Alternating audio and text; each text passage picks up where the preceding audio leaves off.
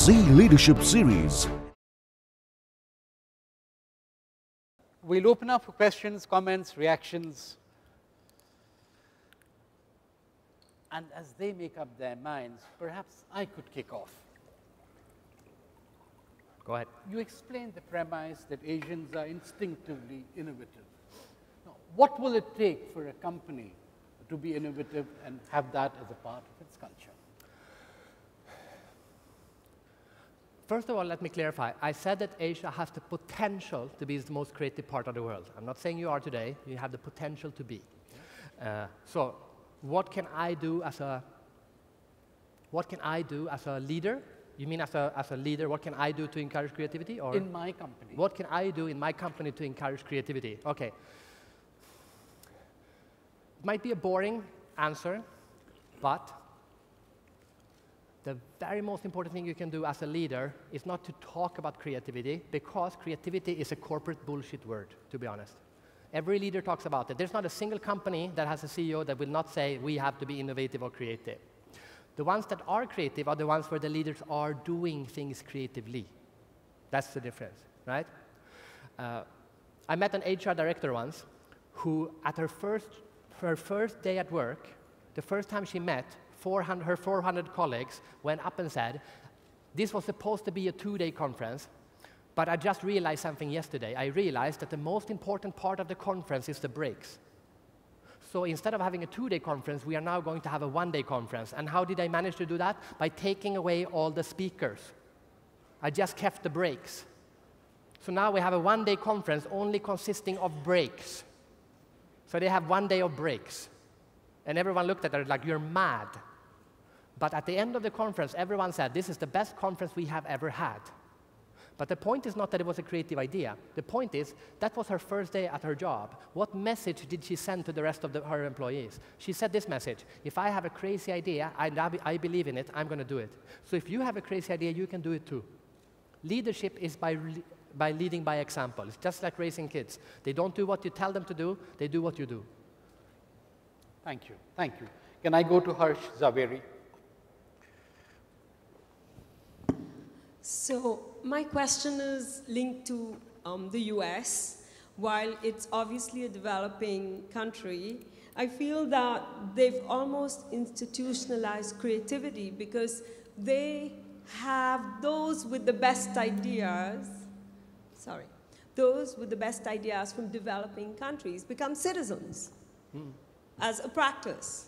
So I'm interested in your view on that. Very good. You mean that the developed world is looking at taking the creative people, the brain drain problem, that you take the creative people from the developed world and move them to the developed world, no? No, what I'm saying is because the US is fundamentally an immigrant country, right, which is extremely open by design to immigrants. So in effect, they keep within their country by making them citizens, those who have the best ideas from the developing world. Yes. And therefore, I think they've sort of beaten that model. Of course. I totally right, I totally agree with you, but I would also argue, I mean, I'm going to ask you, you're Indian, but if 10, 20 years ago, you went to young people and you said, where do you want, if you want to be a creative person, you want to be an entrepreneur, where would you like to do that? Where do you see the biggest potential to develop ideas? Oh, I want to go to the US. Everyone said, I want to go to the US. Today, they still might want to go to the US, but now they have options.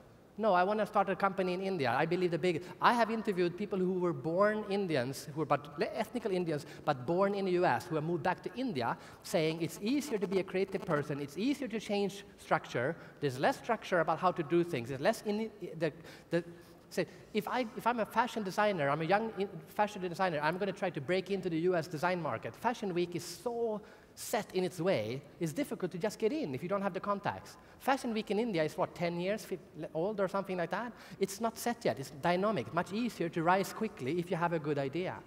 I'm not saying that the US or the West suddenly stopped attracting creative talent. I'm saying that the developing countries are now also attracting the same talent. And it's actually more difficult to become a citizen in the US now than ever before. But just to take that point further, I want to illustrate the significance of Veena's comment. The Bay Area and the Silicon Valley is the home of creativity and innovation. You would agree? For IT, yes. For IT. Now, the first time I went to the Bay Area, to San Jose, was 1984. It was a small airport. I got off a ladder from the plane, and I went and stayed with my friend. It was a very white Anglo-Saxon society. Now, if you go to the Bay Area, Silicon Valley, you see people from across the world. Sure. So there are hundreds and thousands of Indians, Chinese, Vietnamese, Southeast Asian, etc. So it's the ability of the Bay Area to attract these kind of people by providing great institutions like Berkeley and Stanford, and clearly NASA, that it has evolved and personified in a center for creativity?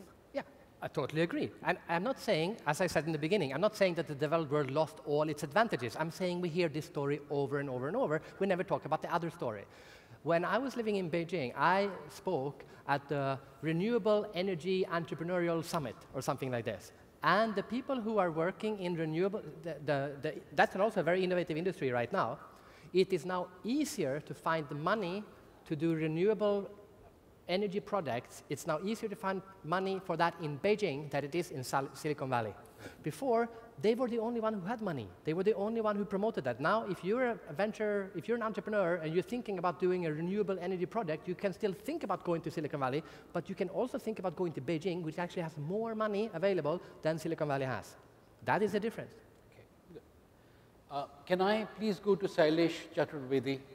If you just raised your hand, so thank you. Thank you.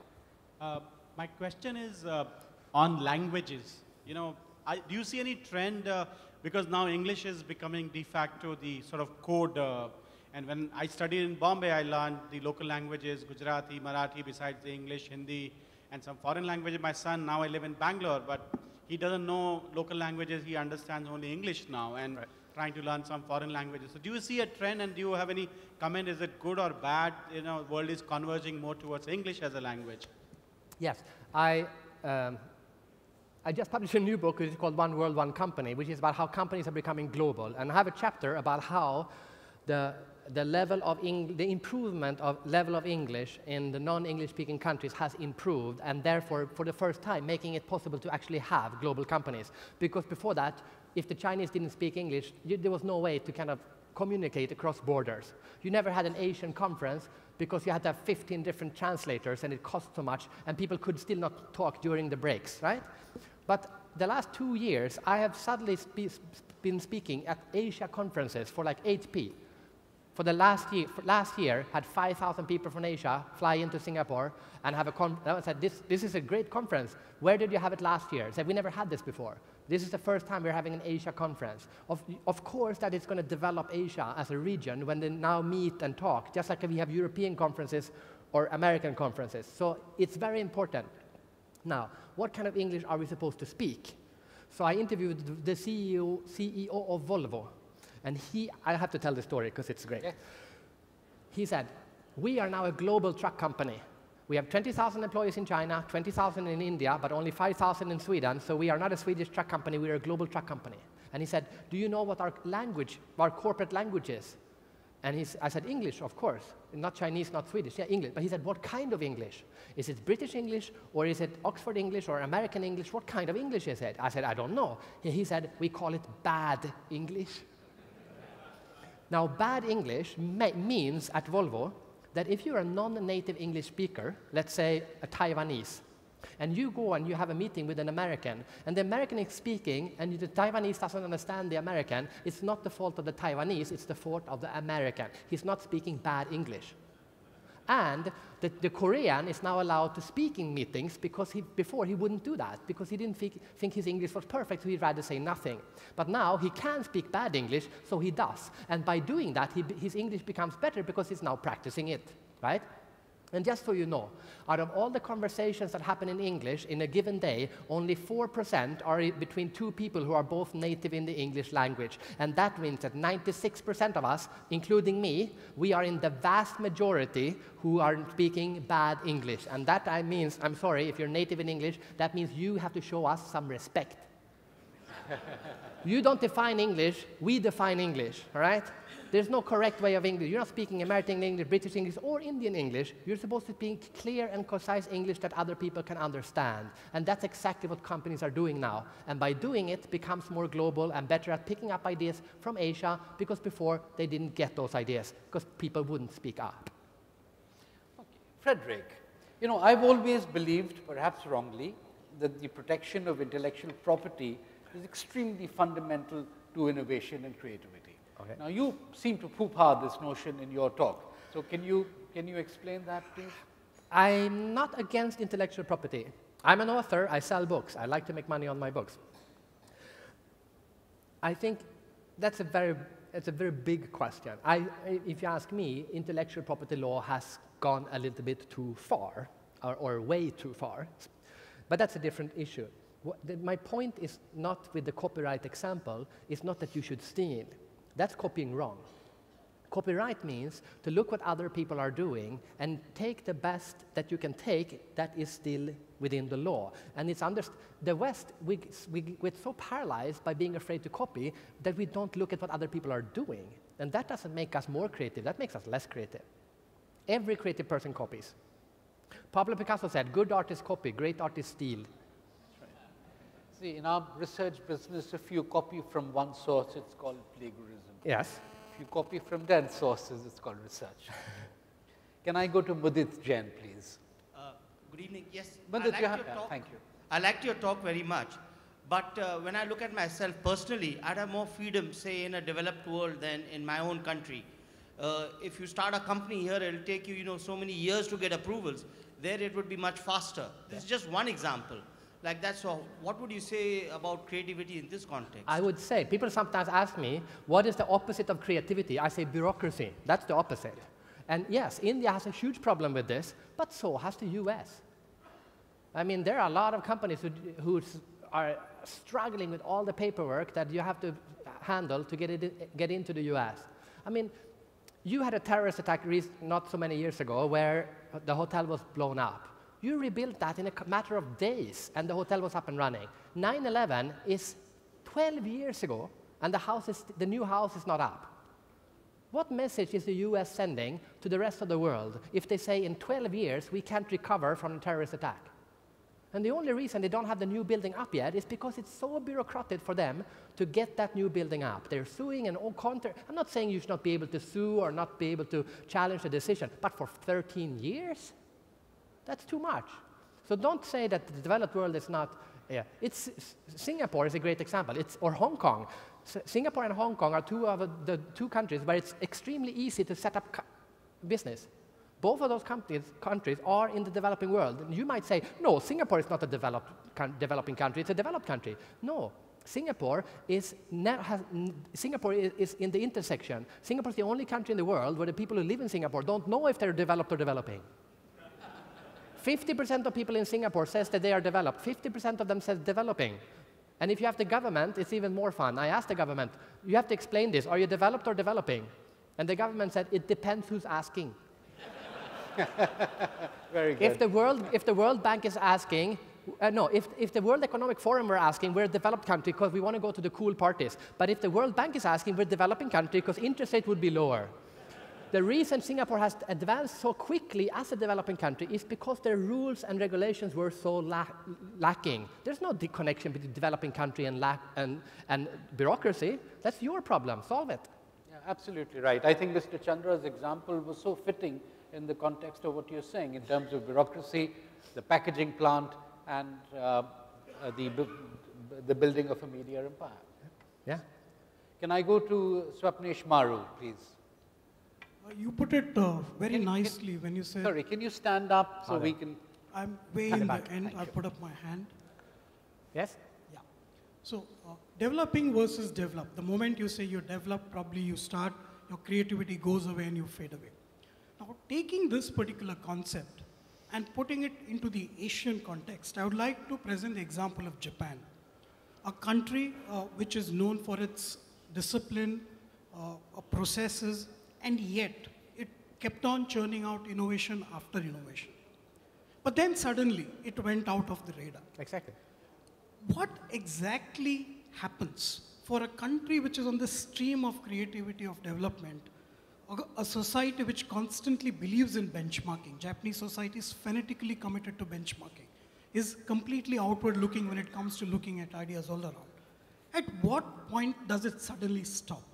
Is there a particular point that you reach where you suddenly switch off? What is it that happens? Since you've studied creativity so deeply, I would like to get a sense It's of the same for countries as it is for companies. It's a combination of complacency, right? Complacency and fear of losing what we have. So when you're a startup, you have nothing to lose, but when you become a big, successful 40% market share kind of company, you're trying to protect what you have instead of developing what you could have, right? And the biggest problem with the West right now is the lack of dreams for the future. People say that the biggest problem in the West is their debt. America only talks about their debt. America has the same debt ratio as Singapore. Why isn't everyone talking about Singapore's being ruined? You don't have a problem because you have debt. You have a problem if you have debt and no visions about the future. If you ask people in the West, do you think your country will be better tomorrow than it is today? 70% say no. Imagine being a CEO of a company where 70% of the employees said this company will not be better tomorrow. That's where the West is. That is the definition of developed. We can't get better than this. And that has nothing to do with the debt, because Norway is the most developed country in the world, and Norway has no debt. It has money in the bank, more than any other country. But 90% of Norwegians say Norway cannot be better than this. It's not the debt, it's the complacency that hurts you. You know, that reminds me, 2 years ago, we had a presentation at our forum by ace pilot who works for a flying team in the US Navy. And he explained that they keep increasing the benchmark higher and higher. That basically means the planes will fly closer to each other and they'll fly faster. And he says the way they do it is that every 3 years, 20% of the team will retire. So every 3 years, 20% will be new people. So with new ideas, creativity, innovation, so there's no complacency. By definition, the system encourages people to move out and new people to come in. Can I go to Krishna, please? He has the mic. Thank you.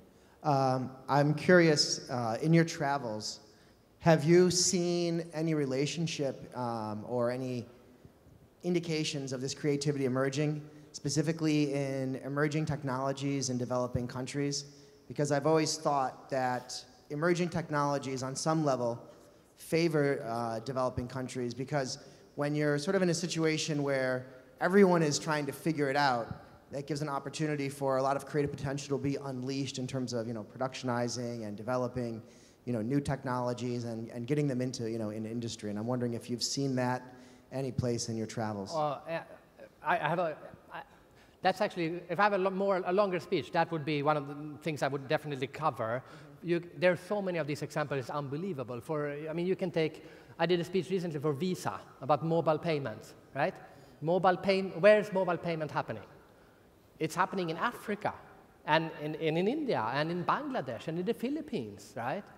Why? Because they don't have credit cards. So if you don't have a credit card, it's easier for you to just go from cash to mobile payment. If you have credit cards, you have to convince people that mobile payment is better than credit card, which it is. It's much better than credit card, but it's not so much better. So and you have to change from a credit card to something else, right? And you can do that on anything from plumbing. If you build a new city, you can build a new plumbing system. But if you're in London, you can't build a new plumbing system. You have to repair the plumbing system that's been there for 250 years. I haven't read your books, but have you done much work in manufacturing and looking at what the various manufacturing industries in Asia are doing in terms of developing emerging technologies and utilizing emerging technologies? Yeah. Whether it's additive printing or lasers, all of these sort of new techniques that are coming out to produce things. But to be fair, the truly successful, if the industry, I'm using consumer examples, but you can do the same take the highest building in the world. Whereas the highest buildings in the world, in the 20th century, they were built in America. In the 19th century, they were built in Europe. In the 21st century, every highest building in the world has been built in a developing country, right? Dubai, Taipei, and so on. So that's the construction industry. It's the same thing. Who's using the latest technology? Now in the West, if I say this in the West, they will say, oh, but who were the architects who did those buildings? They were from the West. Yes, but who were the people who put up the money so that those architects could build the coolest, most modern buildings that they could buy? Creativity is not only the people who create something, it's all the people who pays so the creative people can do that. And who has been paying for the most creative construction in the last few years? Developing countries. But to be fair to the most successful companies are not the Asian companies, it's not there are a lot of very successful Western companies who are successful, but they are that by getting the creative power from everywhere in the world, right? That's why I say 21st century is not the Asian century. You have to get that out of your head. The 21st century is the global century, and a lot of very successful companies right now have a heritage from the West, but have moved on and now say, let's pick up the best ideas from the best people we can find, not the best people from the West. Same as bad English. It's the same concept. Thank you. Can we go to Beirut Shah, please? Thanks. Loved your presentation. I have a quick question. So, at the risk of generalizing, clearly on the Asians benefit from the fact that it's multicultural, rapidly changing, and globally aware, right? But the disadvantage, which goes really to the heart of creativity, is sometimes excessively deferential, respectful, and conformist. And that creates, East Asia has a different set of problems. In India, there's a different set of problems. But like I said, generalizing. And that really is one of the biggest challenges to bottoms-up creativity coming in from the org, from young employees who come in and keep saying, yes, sir, yes, sir. And the problem is they don't speak up, they don't challenge, they don't confront. Sure. And any thoughts on that? Like I said, you can do the speech, you can argue the other way around, and I could do the speech the other way around. There are a lot of advantages that we have in the West that you have as a disadvantage. But in a business or in a sport or anything, you don't become successful by focusing on what you are bad at. You should focus on what you're good at and what your advantage is and build on your strengths. I would, on the other hand, argue that, for example, that was a much, much bigger problem, let's say, in China and in India. I'm not Indian, but I would say, much bigger problem 10 years ago than it is today. Right? The parents of today are saying to their kids, we weren't able to do, those opportunities that are here now did not exist when I was your age. Feel free to take those advantages, right? That didn't happen before. And in the West, we are telling our kids, you're screwed, right? I'm sorry that I got kids too late, but just try to protect what we have. Now, correct me if I'm wrong, and this might be taking it too far, but the American dream is dead. It is now the American reminiscent. Let's try to go back to what we had, right? That's trying to protect what we have mentality is much more dangerous to the West than yours, let's protect our culture thing that you still have. But, I mean, ask yourself, do we have that same problem today as we did 10 years ago? I would say you don't. You might have that problem, but not as much as you did before. I'm not looking at how the world is. I'm looking at the world, how the world will become. I'm looking at the change. That's more important. Is this changing? Is Asia becoming more open, more market-minded, more competitive, more open to try new things than they were before? Yes. Is the West becoming that? No. More closed in, more nationalistic, more let's pretend what we have, let's not get foreigners in anymore, and so on. The trend is like that.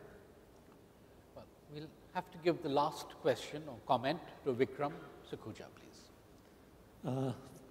Implicit in developing to developed size, also inevitable in size as you move from small to large, is creativity gives way to bureaucracy. How can you stay large or become large and retain imagination? Very good. Yeah, good question. Not so relevant for India, because more relevant for China, because China has done so much change in the last few years. So now they are at risk of becoming too cocky, too confident, and too almost complacent. India has so much work left to do, so it's not the problem for India. But it might be a problem for Indian companies, right? So how do you get out of that mindset? By redefining what it means to be done. That is the problem with the West. We are not done. How can we say that we are done? We are running an economy that is unsustainable economically, ecologically, or in any other way, right? We are 500 years from running our countries in a way that makes sense. So why did we tell ourselves that we were done? And that's the same for a company. If Zee would have started saying we are in the commodities trade only and become very big in the commodities and stop there, then would be complacency. But they went from commodities to plastic tubes for toothpaste to TV and now into wellness. They're never done, are they? It doesn't feel like they're done at all because they're redefining what they are and what they want to do. They're looking forward. They're going somewhere. They're developing. So it's a mental state. The West is not done. We just think we are. Well, Frederick's talk was really a trailer. You've got to buy the book. So can I just end to kind of end where I started? May India never become a developed country. May you be a continuously developing country forever. Thank you very much. Brilliant. Brilliant.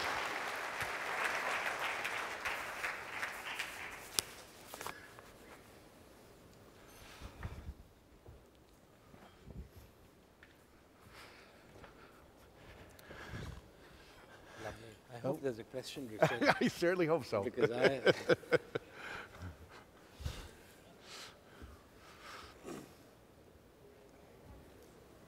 Well, we're going to open up for questions. So I think somebody has the mic. I think we have one over there.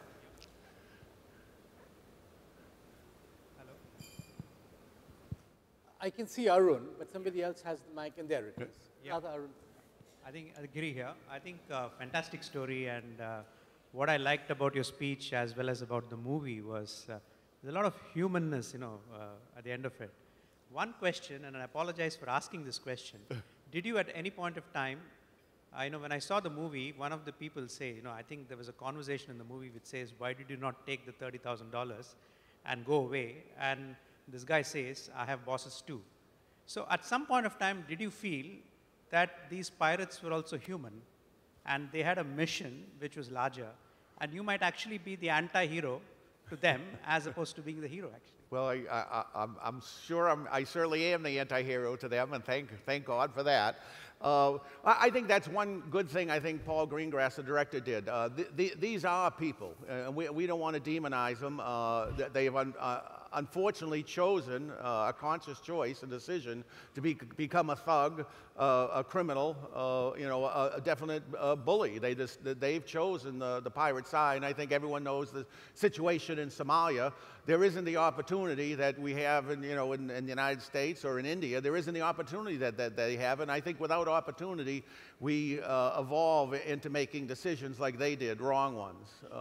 You got to remember also in 2009, it was really a catch and release program for the pirates. We would catch some pirates, the military, and they would just throw their equipment away, throw their ladders away, their RPGs, their weapons, and send them back to shore.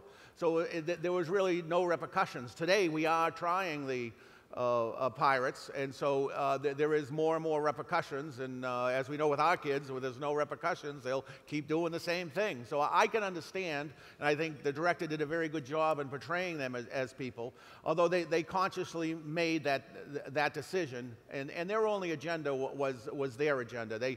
It was in pursuit of money, and I think that's wrong in any venture we choose if it's just money, and they didn't care about anyone else's life. Ironically, the leader, the pirate, who's in prison now, he wasn't sentenced for piracy because they couldn't prove it in a court of law. That's how difficult it is in a court of law, I guess. But they couldn't prove it, so they actually got him on murder because he admitted to killing another captain they would only give him $1 million, and he told more than one person this, but they'd only give him $1 million, and they killed the captain. So it was really only money. From the very beginning, I had wanted to use the $30,000, but I knew it wasn't what they wanted. The average pay back then for a ransom for a pirate was in the $1 to $3 million range. The record today is still the same from a ship that was taken a few months before mine, about 1,200 miles off of Somalia, a supertanker, that was heading to the U.S., and that was $13 million that they paid for ransom. So this was a business plan the Somalis had, and I think it's good they did show it as people, and many people asked me if there was relationships, in the lifeboat. Everything really slowed down in that lifeboat. And I was just trying to get some control. So if you stick 5 guys in a small enclosed space, relationships will ensue. And we did talk and we did communicate, and they had no problems getting their point across to me, and I had no problems getting my point across to them. But it all boiled down to I knew they were committed, and I resolved that I was going to be just as committed to equal their commitment. And, you know, one of them, I sum it up to, one of them would like to sit across from me with his AK-47, and he'd be as close as we are right here, and he liked to just dry fire his AK-47 and then smile at me. And I think that's just his way of trying to control me. But in the end, these are true pirates. They're not Johnny Depp-esque. They're not Hollywood types. They're criminals, terrorists on the sea, and they don't care about anyone else's life except their goal, their money. We talked about this morning, Richard, training aside, in our business, research aside, there are times when you have to use instinctive judgment. Now, it is very obvious from the movie that there were several occasions when your character, you, used instinctive judgment during this entire episode. Can you comment a little bit about instinctive judgment and how that works? Well, that's one thing I also talked about in my talk also. I think we're all trained a certain way, but not all ways will work. And I think that causes a lot of problems. We can't solve all new problems with old solutions. So you really have to critique what you're going to do. So in my experience, I had some training in preparing for an attack. I had training in how to deter an attack, obviously not very well. And then I had a little training on what to do when you're taking hostage, but it's all pretty common sense. In the real incident, it was the first pirate who got up there, the leader. And he fired twice on the bridge wing and walked in. He told me, just business, Captain, just business, relax, relax, no Al-Qaeda, just business, relax, Captain. He wanted to put me at that sense that, you know, in that time, in 2009, it was 1 to 3 months being a hostage, and then they freed you when they dropped the money on the deck of the ship and they let you sail off. So in the incident, unlike the movie, there was other things that really didn't come into play, but there were things that I thought was important. They had asked me almost immediately to call Somalia. I knew it by the country code on a satellite phone, and I conveniently forgot how to use it. Once again, as in the ship says, in the movie, you know, it says our strength is we know the ship. And we know the technology. They really didn't. So I would use that against them, and they would check the LED readout to make sure I'm dialing the right numbers, and I just go, well, it's just a bad wireless, bad connection. And then they went to the VHF radio to try and call the mothership. And that's the normal routine for a piracy attack. Motherships will haul 6 or 8 small boats, thousands of miles off, and then the small boats attack the ships. Well, they went to the VHF radio to try and call them, and I had turned the channel to some odd channel, not 16, which is our international hailing and distress. And so they didn't get any answer, and that sort of stymied them. And the last thing, they went to the radar. And I was able, in my shutting off alarms and doing other things under the guise of helping them, I was able to turn and denigrate that radar so we could have had an aircraft carrier next to us and you wouldn't have seen it. So basically, to me, it was just common sense that would help me in doing that. In the book, the movie, they talk about seat 15. Well, that really didn't happen. When they came by to eye me for signs of life, I was either always in that seat, and they'd ask me, where do you sit? And if I wasn't sitting there, I go, I sit here. This is where I sit all the time. I thought that was important to stick in one place, and indeed it became critical. And so these are just things, common sense, when the fear was there, and I was afraid during the whole time. You just have to put that on the seat next to you, and you just have to do the best you can. As I said, I didn't see a good outcome coming from it, but I wasn't going to give up hope, and I thought as long as I was alive, I did have a chance. I think that came to be. I go to Arun Bevur, please. Sorry, Biren, go ahead, Biren, I apologize.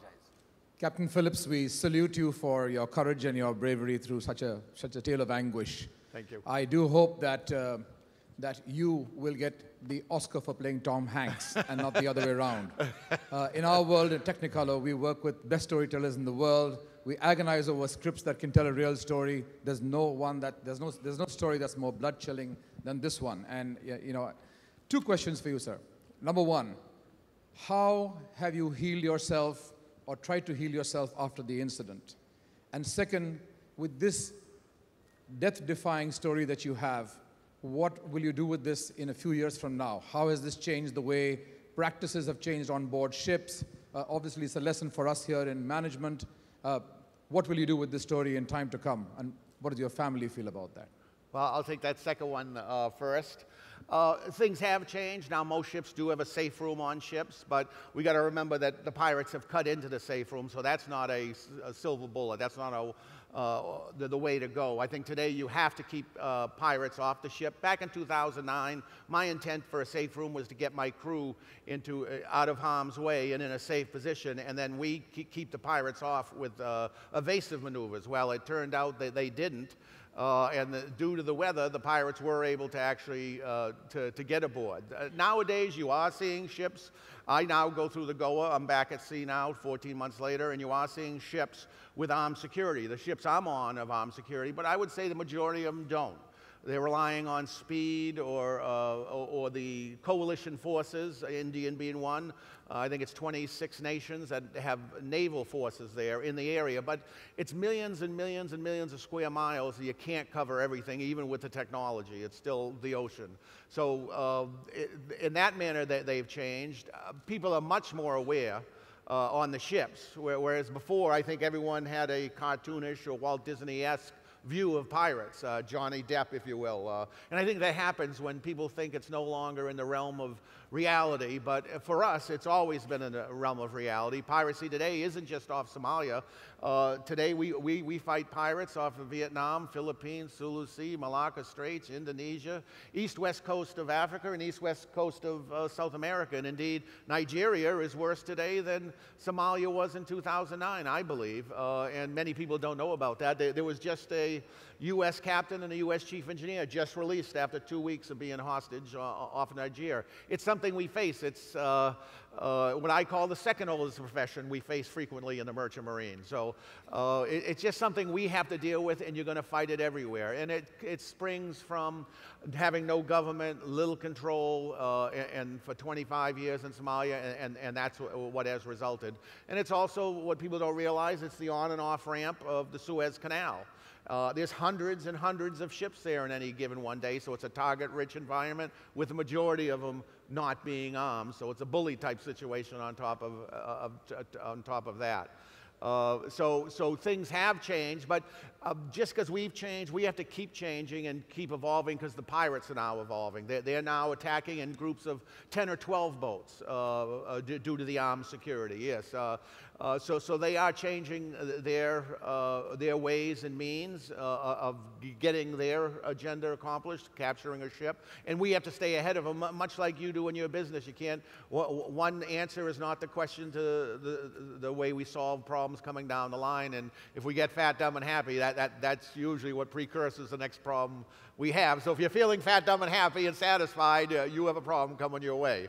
But the first question was, how did I heal myself? I really didn't think I had anything wrong with me. I thought I'd be back to work, in another month. That's kind of naive looking back now. But unlike in the movie where you see Tom Hanks cry like that, that didn't happen to me to the second or third night. I was back on the Bainbridge, and I woke up. I would wake up at 5 in the morning. I had a digital clock, and that's how I knew. And I'd be just bawling and crying and racking and sobbing like a little baby. And I'd mentally yell at myself and say, "What's the matter? What am I, a wimp? I'm alive. I'm lucky to be alive. What's my problem?" And I'd splash water on myself and start my day. And we all know about the U.S. SEALs. They're very capable, strong, and all that, and they are.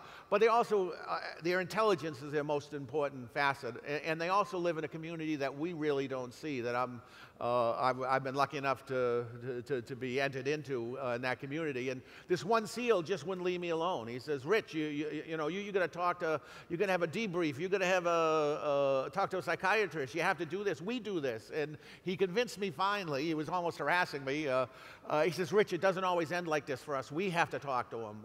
It doesn't always end like this like it did here. And I said, okay, if you leave me alone, I'll go talk. So I actually called the psychiatrist up from the SEALs. And I said, look, I said, Doc, I'm just calling you because this guy won't leave me alone, this Navy SEAL. And I don't usually talk to crazy doctors, or not doctors. He goes, that's all right. I don't talk to crazy people. And so he sort of got a sense of me. And he would ask me, are you sorry the pirates are dead? I go, no, Doc, no Stockholm Syndrome here. Put us back in without weapons, and we'll see who comes out. He says, are you eating all right? I go, I'm not eating good because I don't want to eat. It's too hot. Because that's normal for me. He says, well, are you sleeping all right? I sleep like a baby. And then he says, do you find yourself crying? And I said, well, I don't cry, but I wake up at 5 every morning crying like a little baby. And he asked me what I did, and I told him what I just told you.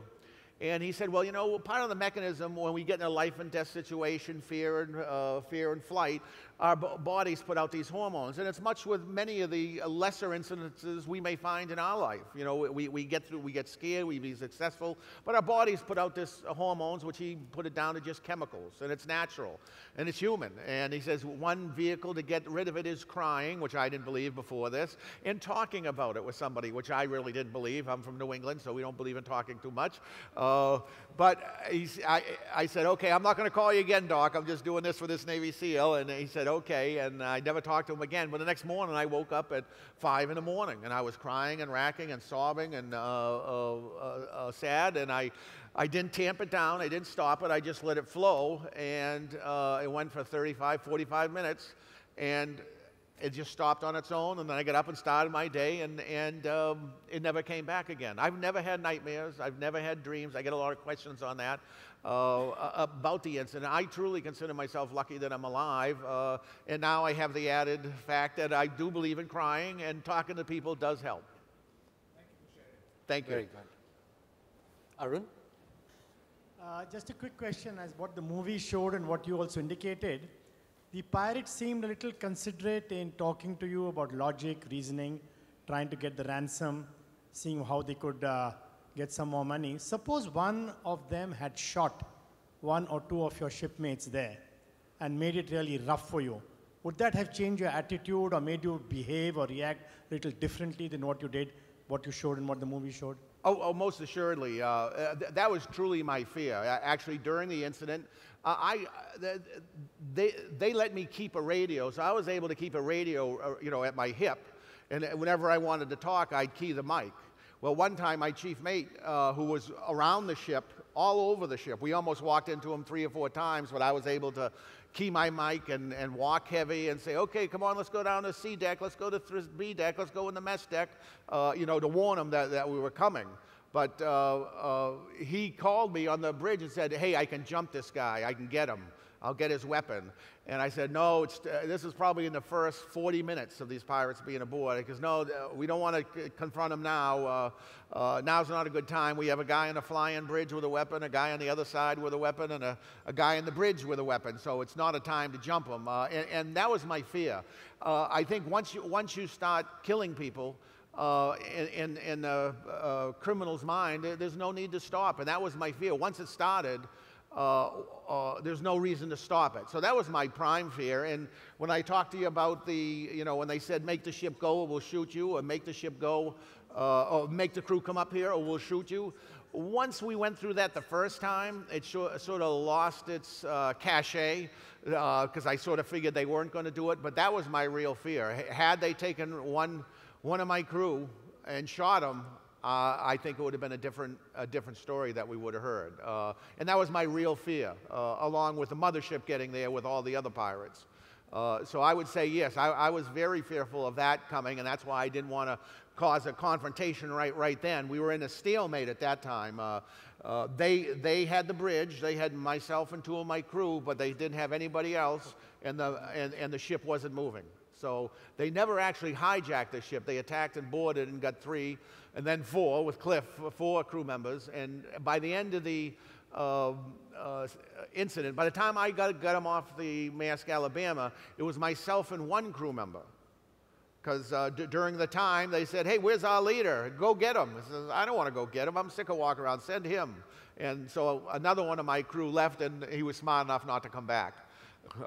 So really, it was down to 1, myself and 1 crew member. And had I got rid of that crew member, got him freed, I think I could have gotten away from him. So, but that was my fear, that something like murder would start. Great. Somebody has the mic. I can't see. I'm sorry. Yes, please. Go ahead. Captain, first of all, you got the salute from one person, and at the end of the question, I'll request the House. You don't deserve just one salute, but the entire House's salute, so I request the House to give you a standing ovation. Well, thank you. So please join me in doing that. My question is, or my statement is that I've been part of operations, and I've seen many emergencies and exigencies, and I've seen leaders buckle. They buckle on two fronts. One is fearing for the outcomes, negative outcomes, and would they lose their jobs, to their lives, to everything else. And the second is they don't take decisions. So two types of leaders I've seen, and in both fronts you scored 100%. My question is, you could do that because you had the faith in the team that they would support you 100%, or did it just came because of the incident and the gravity of the incident? Or what I'm trying to ask you is, did you have the faith because you asked the team to hide and they remained there in spite of whatever happened, except one guy, Cliff? And may I request the House at the end of his answer to give him a standing ovation? Thank you.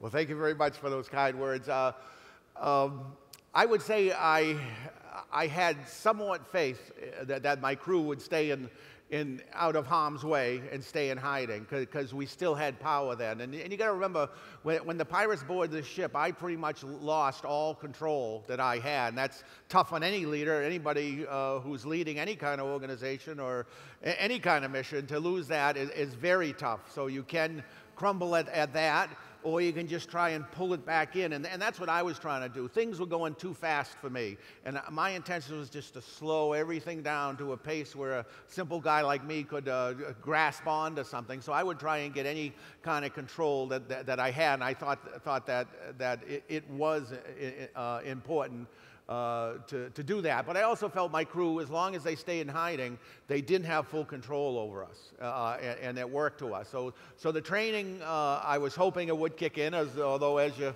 saw, one person didn't. I still wonder, where was he when we were going around the ship and couldn't find him, that he all of a sudden would come back and knock on the bridge door. The bridge is a 24/7 operation. Someone's always in the bridge. No one knocks on the bridge door. So where was he during this time when everyone else was in the safe room? I still wonder that. Where was he? But I think it's important to go through that training. What I tell my crew is, usually in any emergency situation, no matter what it is, the initial reaction, the first 2 minutes, of what you do after that situation starts will probably dictate the outcome of that situation, even if it's days later. And I think this truly indicates that. We had some steps, we had some procedures. Maybe we were a little overconfident. We could keep them off the ship. We didn't foresee the great weather that we had. But we had procedures in place that would protect the many for the few, and that's something I'd always told my crew. You got to remember these things, because it could cost you your life, or worse, you could cost someone else their life by not remembering the steps we took. So I would say I had faith that it would be there. You got to remember, the crew is very minimal, much like every business today, and there's no duplication. So everyone has their job and has to do their job, but someone else has to take up the extra weight, do the extra work. So I knew I had competent people in the chief mate, Shane Murphy, my first assistant, and my chief engineer. I knew that they would be able to carry on without me, and that made it much easier for me. So I would say, yes, I did have faith that they would follow our procedures. Yeah. Thank you. Thank you very much. Thank you. Well, thank you. Can I ask one more question? No, we have many more questions. Yeah. I can't let you get away. I've flown him all the way from America. He has to be here for a bit longer. Yes, please go ahead. Yeah, the question that I have for you is, in the movie, there is a hint of dissent by the crew members, or one or two of the crew members. One, did that dissent actually happen in real time? and where you say something like, we'll have to go to Mombasa and do the paperwork, and then you can get off the ship. What exactly was the nature of the descent, and did it happen in real time? That really originated from in the real thing. No, it didn't happen. I did have one crew member, my third mate, who I would talk to after the security drill, and he really came up to me and, was almost surprised that he was in this piracy situation, even though he'd been aboard for, I think he'd been aboard for a month and a half now, and he'd been on this route. He was just suddenly becoming aware, I guess it was because of my drill and what I was sort of drumming into him, that this was a real situation. And that up until that time, that was very difficult for me to get people involved and realize that this is a real situation that's going to happen to it. On the ship, I'm known as a taskmaster. I do more drills than most people do, and people complain about that. But the reason being is every time I do a drill, I see things that we don't know, and I see things we got to take it a step further. So I firmly believe that, and I haven't changed in that regard at all. But as far as the crew, he was the only one, and I had told him, I'll get you off in Mombasa if you're afraid, because I saw it more as a cancer. The fear would just spread through the ship. Most of the crew, what a lot of people don't realize is the crews don't all sail together. On that ship, I knew the chief engineer for a month and a half, I think, the chief mate for a month. The first engineer I knew on a few ships, and then an AB I had sailed with, and that's it. Those were the only people I knew, and I got on in Salalah, Oman, and 7 days later, this happened, this incident. So I really didn't know the crew. I was just getting to the point of knowing them. So I think where that came from is unfortunately, some of my crew was suing the shipping company, and I think that's what the director wanted to bring in. There was, I think there's 9 of my crew who are suing, and that's where that came from. But there was nothing like that. And matter of fact, it was the exact opposite. When I would hold these drills, we would say, well, we have fire axes and we have this. I go, yes, we will have fire axes. We had hatchets just in case things went bad. We had weights that we could throw down on boats. So we prepared in that way, but most of the time, and this was most ships, we'll go out and beat them up. I go, we aren't going to go out and beat someone up with an AK-47 or a sword or a knife, or, if we have to, we'll have those things ready, but it's not going to be a sure thing. So no, it really didn't happen like that. I think that was just to get that side into it. It was really only my third mate who showed a fear, and I could see the fear, and I didn't want that spreading to the rest of the crew. So I had actually told him, between him and I, if you want to get off, you let me know. I'll get you off in Mombasa. Okay, thank you. Please go ahead. Captain Phillips, I thought the movie, and you confirmed here today as well, that you really were trying to sort of maintain yourself mentally and be a sort of mental adversary to them throughout the entire encounter. And I mean, the movie shows that clearly you succeeded. But I'm curious, the surviving pirate, did you ever meet him again? And if you did, what did you say to him, or what did he say to you? I never did meet him again. We were on different ships, on the Navy ships, once the incident was over. And I really have no desire to talk to him, or I really don't care. I mean, he made, as I said, he is a person. He's in tough times, times that we really don't know what he's been through. But he made that conscious decision, and he didn't care about my life or other people's life. All he cared about is the agenda of just obtaining that money. And I think if money is your only initiative and input and impetus to accomplish what you want to accomplish, that's pretty sad. But he made that choice just for the money and not care about anyone else's life or lives. What people don't know is many times people I won't say many times, people have been shot just in the attack when they're shooting RPGs. I mean, they're putting people's lives in danger, not only when they're already captured, but also in the attack phase of it, and they really don't care. As I said, the one liked to sit across me and just dry fire it, and they like to go through mock executions with me to try and get me. And there was one Saturday morning where they said, well, we're going to kill you tomorrow, and this is a normal practice they have. We're going to kill you tomorrow. And the next morning, they were trying to wake the leader up, and he was sleeping by the back hatch. And he wouldn't wake up, and he said, oh, we won't kill you today, we'll kill you tomorrow. And that's just a thing they do to try and control you. And they do that with every hostage that they get, to try and control you and keep you under their thumb. Any other comments? Yes, please, go ahead. Yeah. Hello, Captain. Great story, very impressive. Quick question. You know, I was surprised by the number of incidences, the map that you showed, and so on. And I just wonder, I mean, have they considered sort of substantially increasing the amount of security on these ships, or, for example, hiring Somali and Nigerian security forces? I'm sure there's always the good gangster who's opposed to the bad gangsters, if you will. But and has your views on this changed after this event? My views on what? No, Pirates? just the kind of security and how would you prevent something like this happening again? Make it just really hard for them to ever attack another ship again. Yeah, well, I have talked in front of some congressional committees just to get the information out there and let us know this is what we deal with. It's not out of the ordinary, as I told you, how many areas of the world that still have pirates and are frequent occasions. It's not a real thing. So it's not one silver bullet. I think it's a multifaceted plan that you have to have, and I've always avowed, you know, armed security, and then arming the ship and training the ship's crew, and then hardening the ship to make it harder to get around the ship. Also, more non-lethal manner tools that we could use. An LRA, a long-range audio device they have, which will give you a headache or pierce your ears, you know, when they focus it on you. That has worked, although you got to aim that, and they can shoot an AK-47 at the same time. But I think you need lethal and non-lethal means to fight each level of threat. And I do think that is very, very important. So, and I don't think one silver bullet will do it. It is a fact that no armed security team vessel has been taken by pirates, and that is a fact.